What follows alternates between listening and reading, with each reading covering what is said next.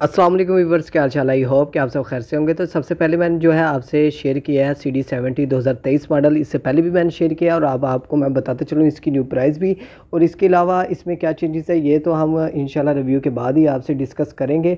फ़िलहाल जैसे कि मैंने आपसे पहले भी पिछले साल भी आपसे शेयर किया था, जिस डेट का मैंने बताया था उस डेट को ही जो बाइक है वो लॉन्च हुई थी और अब भी मैंने आपसे कुछ दिन पहले शेयर किया था, तो बाइक जो है लॉन्च कर दी गई है। अब फाइनली आप देख सकते हैं कि बाइक जो है CD70 अगस्त में लॉन्च कर दी गई है। इसके अलावा ग्राफिक की बात करें स्टिकर की, तो स्टिकर आप देख सकते हैं कलर वगैरह तो वैसे ही हैं, लेकिन ग्राफिक में थोड़ी सी चेंजेस की गई है इसकी डिज़ाइन वगैरह में। अब मैं आपसे इस बाइक की जो प्राइस है वो भी शेयर करता चलूँ, क्योंकि काफ़ी लोगों का ये क्वेश्चन होगा। मैं आपसे शेयर करता चलूँ, जैसे कि आपको पता है कि 1 अगस्त को मैंने आपसे वीडियो शेयर की थी, उसमें बताया था कि इस बाइक की जो प्राइस है 1,16,500 है।